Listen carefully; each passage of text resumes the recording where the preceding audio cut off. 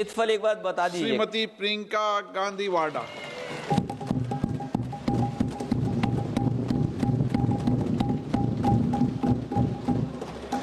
आदरणीय अध्यक्ष महोदय, मैं आपको धन्यवाद देना चाहती हूं कि इस महत्वपूर्ण मुद्दे पर आपने मुझे बोलने का मौका दिया। ये अलग बात है कि सत्ता पक्ष के लोग सब मेरे बोलने से पहले ही भाग गए। आइए आइए, आपको देख के मैं खुश थी कि आप वापस आ गए। सबसे पहले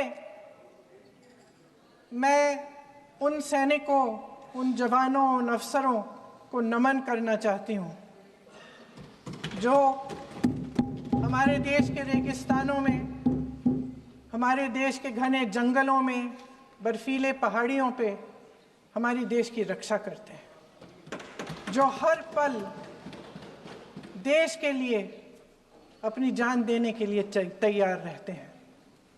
1948 से लेकर अब तक, जब से पाकिस्तानी रेडर्स ने कश्मीर पे हमला किया, तब से लेकर अब तक हमारी देश की अखंडता की रक्षा करने में उनका बड़ा योगदान है। हमारी आज़ादी अहिंसा के आंदोलन से हासिल हुई, लेकिन जैसे मैंने कहा, उसको कायम रखने के लिए हमारी सेना का बहुत बड़ा योगदान है।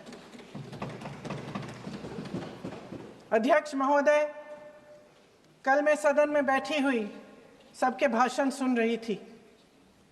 आदरणीय रक्षा मंत्री महोदय ने बोला, सत्ता पक्ष के कई मंत्रियों ने बोला। 1 घंटे का रक्षा मंत्री जी का लंबा भाषण था। सुनते सुनते एक बात मुझे बहुत खटक रही थी। उसके बाद जब दूसरे भाषण भी सुने आपके सत्ता पक्ष के, तब भी ये बात बार बार मेरे मन में आ रही थी कि सारी बातें कर ली, ऑपरेशन सिंदूर की बात कर ली, आतंकवाद की बात कर ली, देश की रक्षा की बात कर ली, इतिहास का पाठ भी पढ़ा दिया, लेकिन एक बात छूट गई। उस दिन 22 अप्रैल 2025 को जब 26 देशवासियों को अपने परिवार के सदस्यों के सामने खुलेआम मारा गया, तो ये हमला कैसे हुआ, क्यों हुआ?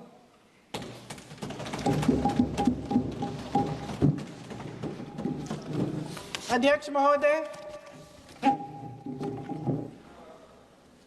ये लोग बैसारन वैली में, पहलगाम के पास कश्मीर में क्या कर रहे थे? आजकल पब्लिसिटी का दौर है, प्रचार का ज़माना है। कुछ समय से हमारी सरकार ये प्रचार कर रही थी कि कश्मीर में आतंकवाद ख़त्म हो गया है, कि कश्मीर में शांति है, अमन चैन है। प्रधानमंत्री जी ने खूब भाषण दिए, देशवासियों को कहा कि चलिए कश्मीर चलिए, सैर करिए। कई बार मैंने ये भी देखा मीडिया पर, टीवी पर, कि कश्मीर जाइए, ज़मीन खरीदिए, अब वहाँ अमन चैन है, शांति का वातावरण है। इसी बीच शुभम द्विवेदी, एक कानपुर के नौजवान, और उनके पूरे परिवार ने तय किया कि वो कश्मीर जाएंगे। शुभम द्विवेदी की 6 महीने पहले शादी हुई थी। उसकी पत्नी ने कहा कि उनके बीच एक ऐसा रिश्ता था, प्रेम और दोस्ती का ऐसा रिश्ता था कि वो एक दूसरे को बच्चों की तरह हंसाते थे। सोशल मीडिया पर एक वीडियो भी जारी है जिसमें पूरा परिवार एक साथ बैठा हुआ ताश खेल रहा है और ऐसे हंस रहे हैं कि उस वीडियो को देख के किसी का भी दिल टूट जाए कि इस परिवार को इस तरह से उजड़ने क्यों दिया हमने। 22 अप्रैल 2025 को बैसारन वैली में मौसम का मिजाज अच्छा था। जैसे हर रोज़ लगातार 1000 से 1500 लोग वहाँ पहुँचते थे, उसी तरह से उस दिन भी तमाम पर्यटक वहाँ पहुँचे। वहाँ का रास्ता आसान नहीं है अध्यक्ष महोदय जी, जंगल से जाना पड़ता है, पहाड़ों के बीच जाना पड़ता है, घोड़े से जाना पड़ता है। ये परिवार वहाँ पहुँचे, मौसम सुहाना था, उनके बच्चे ट्रैम्पोलिन पे खेल रहे थे, कोई जिपलाइन कर रहा था, कोई चाय पी रहा था, तो कोई कश्मीर की सुंदर वादियों की ठंडी हवा का मज़ा ले रहा था। शुभम अपनी पत्नी के साथ एक स्टॉल पे खड़े थे। तभी अचानक 4 आतंकवादी जंगल में से निकलते हैं और शुभम को वहीं अपनी पत्नी के सामने मार डालते हैं। उसके बाद वे वहाँ से पूरे वैली में 1 घंटे के लिए लोगों को चुन चुन कर मारते हैं। किसी के पति को अपनी पत्नी के आंखों के सामने, किसी के पिता को अपने बेटे के सामने, चुन चुन कर 26 लोगों को मार डालते हैं। शुभम की पत्नी घबराकर वहां से भागने की कोशिश करती है, अपनी जान बचाने के लिए जंगल की तरफ दौड़ती है। वहां पता चलता है कि तमाम लोग जंगल की तरफ दौड़े हैं और अपनी जान बचाने की कोशिश कर रहे हैं। कोई अपने बेटे का हाथ पकड़ के पहाड़ों पर घसीटता हुआ जा रहा है, कोई कश्मीरी घोड़े वालों और गाइडों की मदद लेते हुए चले जा रहा है। कोई रास्ता नहीं है, कोई तरीका नहीं है, लेकिन किसी न किसी तरह से शुभम की पत्नी के शब्दों में किसी ऐसी शक्ति ने हमको बचा कर रखा कि हमें किसी न किसी तरह से हम अकेले नीचे पहुंचे। और मैं उनके लफ्ज पढ़ना चाहती हूं, क्योंकि उन्होंने कहा कि इस पूरे समय जब 1 घंटे के लिए चुन चुन कर भारतीय नागरिकों को मारा जा रहा था, इस पूरे समय उसे एक सुरक्षाकर्मी नहीं दिखा, एक सैनिक नहीं दिखा।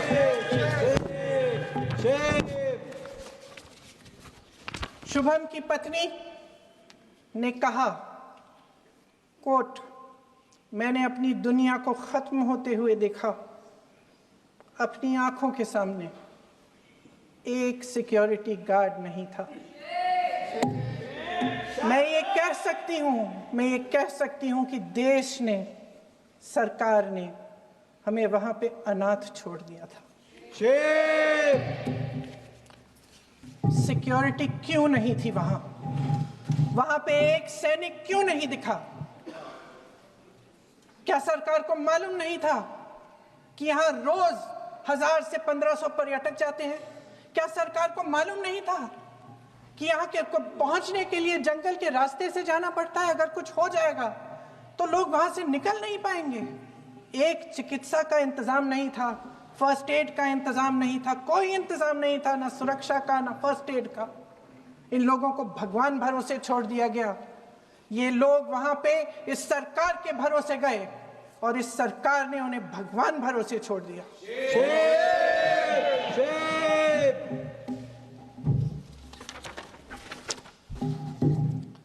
मैं पूछना चाहती हूं, ये किसकी जिम्मेदारी थी?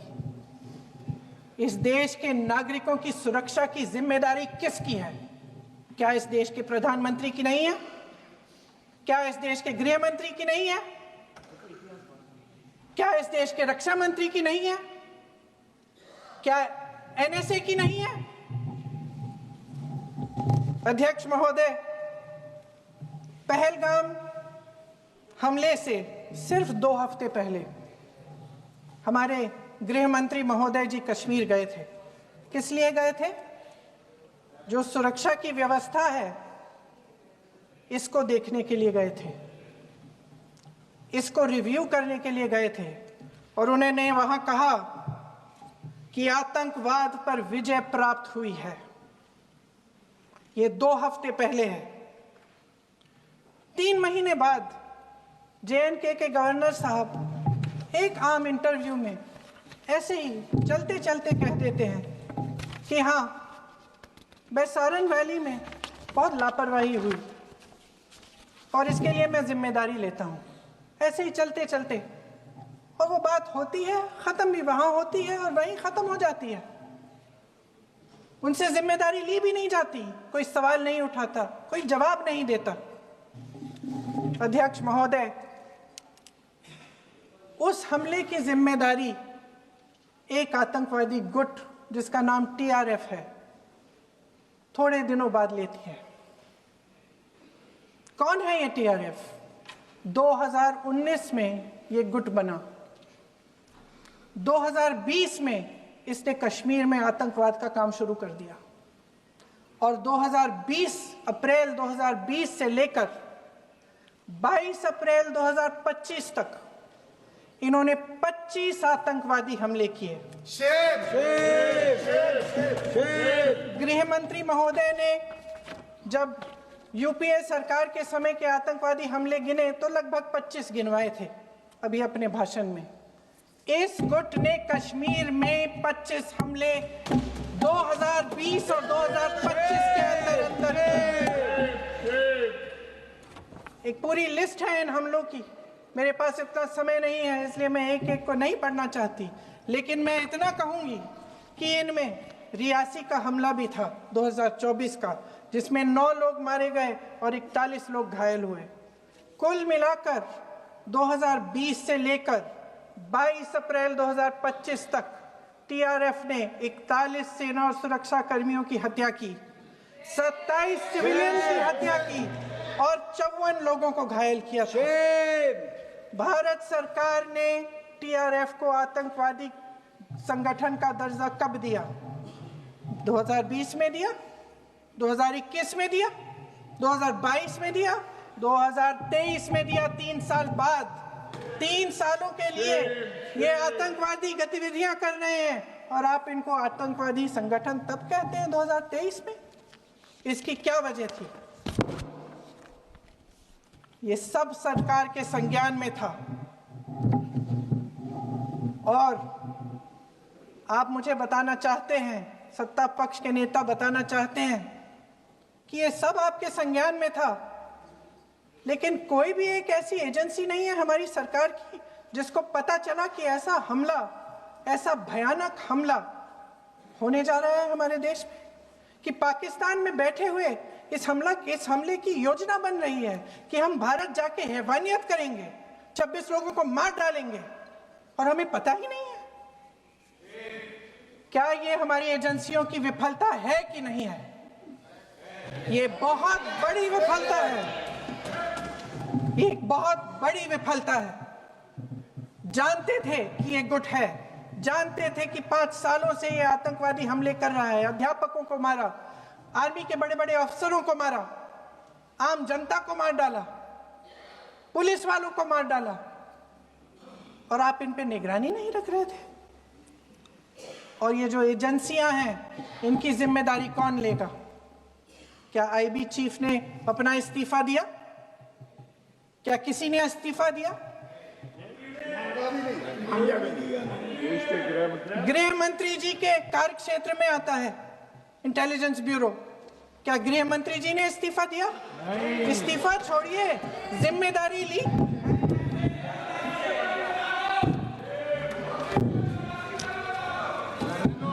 साहब देखिए, इतिहास की बात आप करिए, मैं वर्तमान की बात करना चाहती हूँ।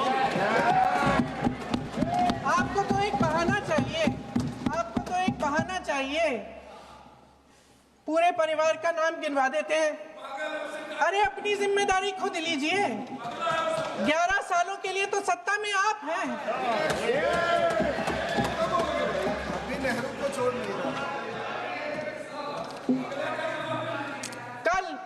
कल माननीय गौरव गोगोई जी ने अपने भाषण में पूछा गृह मंत्री जी से, क्या आपकी जिम्मेदारी नहीं थी? मैं देख रही थी। राजनाथ जी, रक्षा मंत्री जी यूं यूं अपना सर हिला रहे थे, कुछ बोले नहीं। अंदर से महसूस हुआ होगा कि यहाँ कुछ जिम्मेदारी थी, लेकिन माननीय गृह मंत्री महोदय जी हंस रहे थे, वे हंस रहे थे।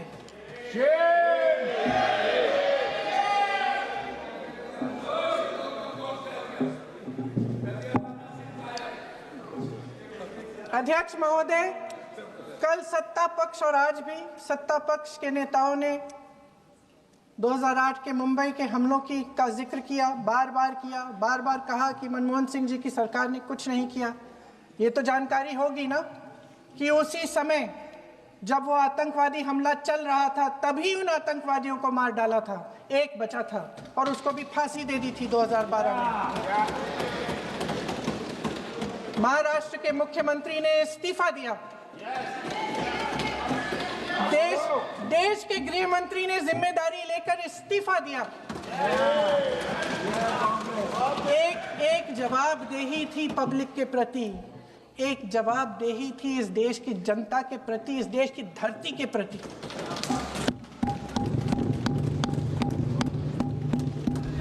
राजनाथ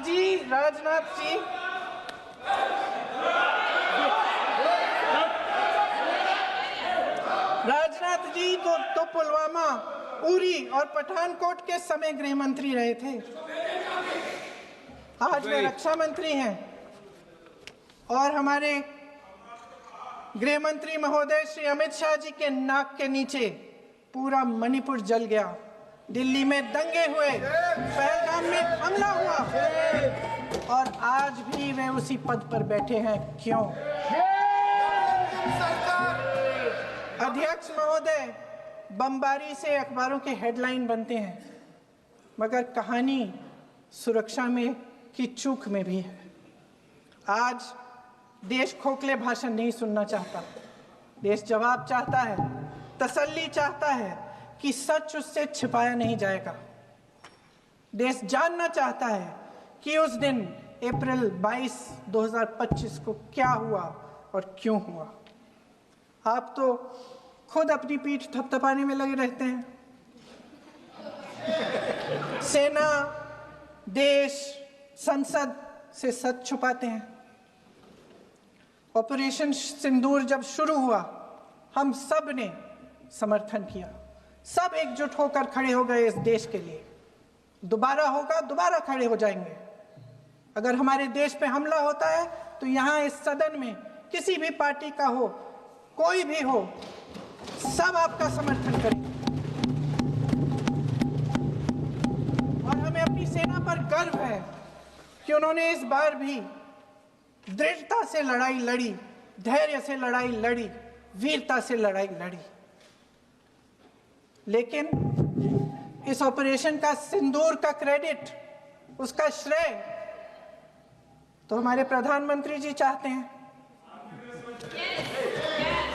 सही भी है, ठीक है, सही है, श्रेय ले। ओलंपिक्स में हमारा मेडल आता है, उसका भी श्रेय लेते हैं, लेकिन सिर्फ श्रेय लेने से नहीं होता नेतृत्व, जिम्मेदारी भी लेनी पड़ती है।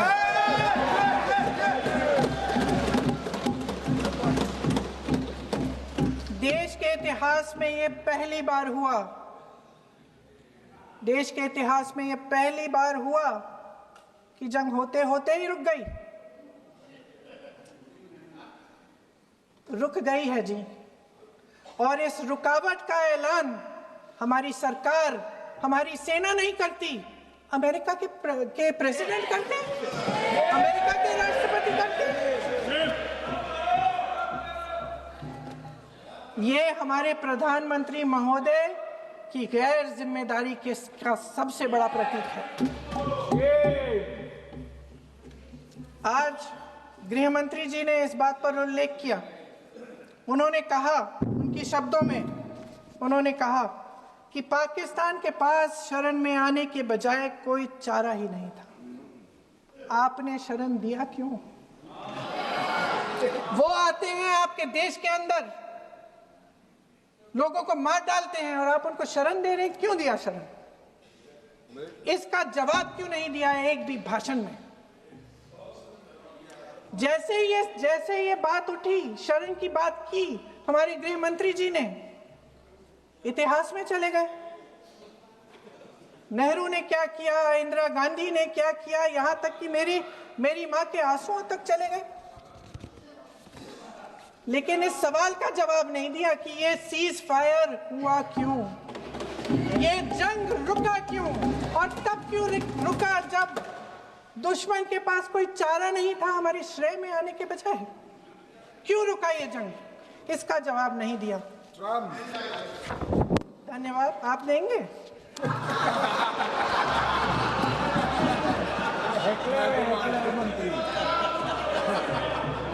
देना भाई देना, आपको टाइम मिलेगा तो। टाइम नहीं मिलेगा आपको शायद। वैसे महोदय, मेरी माँ की आंसू की बात किए, मैं इसका जवाब देना चाहती हूँ। मेरी माँ के आंसू तब गिरे जब उनके पति को आतंकवादियों ने शहीद किया, जब वे मात्र 44 साल की थी। और आज अगर मैं इस सदन में खड़ी हूं और उन 26 लोगों की बात कर रही हूं, मैं इसलिए कर रही हूं क्योंकि मैं उनका दर्द जानती हूं, महसूस करती हूं।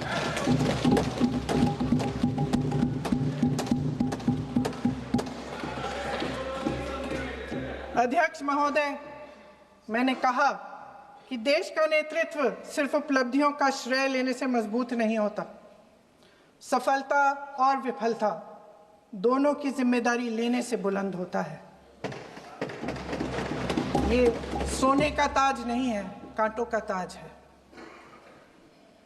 अध्यक्ष महोदय, जब सरकार झूठी और कायर हो तो वे बहादुर से बहादुर सेना के साहस और पराक्रम को भी कमजोर कर देती है। देश को प्रतिशोध के साथ साथ सबके प्राणों की रक्षा का प्रण चाहिए। सेना की शक्ति के साथ सरकार की सच्चाई भी चाहिए।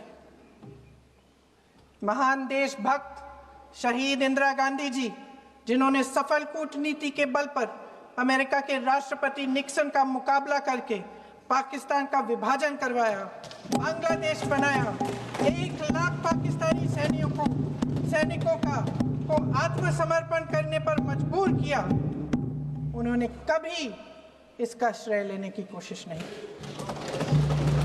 ऑपरेशन सिंदूर का मकसद अगर पाकिस्तान को सबक सिखाना था तो शायद ये मकसद अभी अधूरा है, क्योंकि हमारी कूटनीति विफल रही है।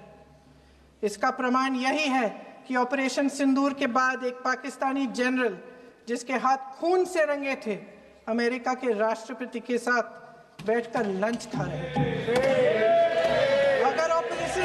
अगर ऑपरेशन सिंदूर का मकसद आतंकवाद को खत्म करने का था तो पाकिस्तान को संयुक्त राष्ट्र के आतंकवाद विरोधी समिति का अध्यक्ष चुने जाने से इस मकसद को धक्का लगा है। इसकी जिम्मेदारी कौन लेगा? क्या हमारे प्रधानमंत्री लेंगे? क्या उनमें ये हिम्मत है? नहीं है। अगर इस ऑपरेशन के दौरान हमारे जहाजों का नुकसान नहीं हुआ तो सदन में इसे साफ साफ कहने से क्या डर है? क्यों नहीं कहा है? कल भी रक्षा मंत्री जी ने कहा कि हमारे इंफ्रास्ट्रक्चर का नुकसान नहीं हुआ, तो जहाजों के बारे में भी बता दें, साफ साफ बता दें, क्या हर्ज है? सच्चाई तो है। सवालों से बचने के लिए ये सरकार हमेशा प्रयास करती है। इसकी राजनीतिक कायरता बेमिसाल है। देशवासियों के प्रति जवाबदेही का एहसास ही नहीं है। सच्चाई ये है कि इनके दिल में जनता के लिए कोई जगह नहीं है। सब राजनीति है, सब पीआर है, सब प्रचार है, सब पब्लिसिटी है। देश की जनता के लिए आपके हृदय में कुछ नहीं रहा। बहुत समय हो गया है आप इस प्रचार में ही लिप्त हैं, जनता को देख नहीं पा रहे हैं। जी माननीय, जो पहलगाम में हुआ, खत्म करती हूँ, जो पहलगाम में हुआ उससे हर एक देशवासी के दिल पे चोट पहुंची है। हिमांशी नारवाल की गुहार ने हम सबको शर्मिंदा किया है। इसीलिए मैं आज यहाँ खड़े हुए एक आखिरी बात करना चाहती हूँ।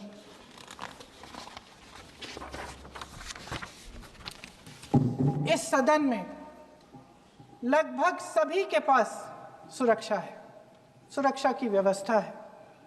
हम जहां भी जाते हैं हमारे साथ सुरक्षा कर्मी आते हैं। आपको भी मिल जाएगी, आप मंत्री बन जाएंगे, आपको भी मिल जाएगी। मैं मजाक की बात नहीं कर रही हूँ, थोड़ा सा धैर्य रखिए। उस दिन पहलगाम में 26 परिवार उजड़ गए। 26 लोगों को अपने परिवार के सदस्य के सामने मारा गया। 26 बेटे, पति, पिता गुजर गए। उनमें से 25 भारतीय थे। भारतीय थे।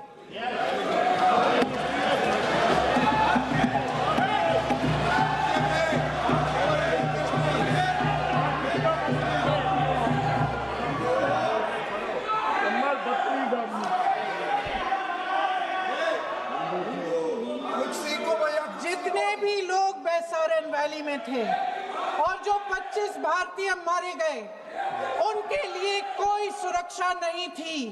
कोई सुरक्षा नहीं थी। आप कितने भी ऑपरेशन कर डालें, आप इस सच्चाई के पीछे छुप नहीं सकते, इसे नकार नहीं सकते। आपने उनको सुरक्षित नहीं किया।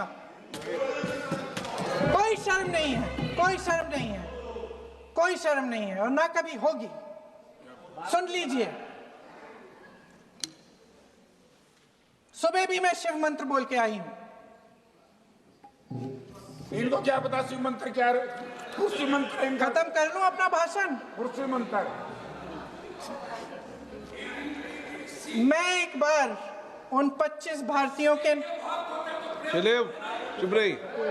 मैं एक बार उन 25 भारतीयों के नाम इस सदन में पढ़ना चाहती हूं, ताकि यहां बैठे हर सदस्य को यह एहसास हो कि वे भी हमारी तरह इंसान थे।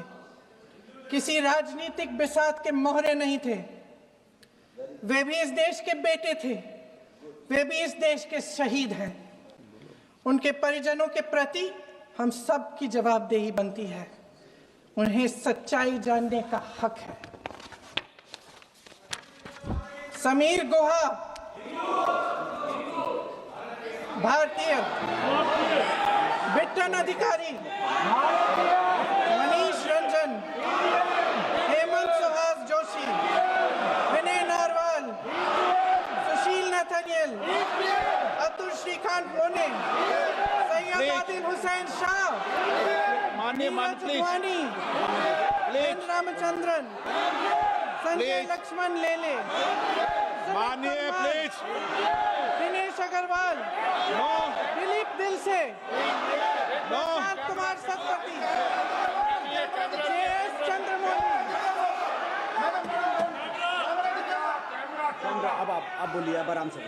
JS चंद्रमौली, यतीश परमार, S मधुसूदन राव, माननीय सदस्य, नारेबाजी का सदन नहीं है।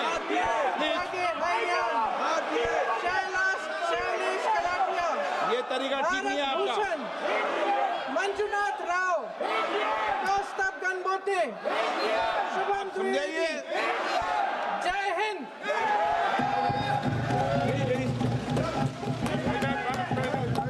डॉक्टर श्रीकांत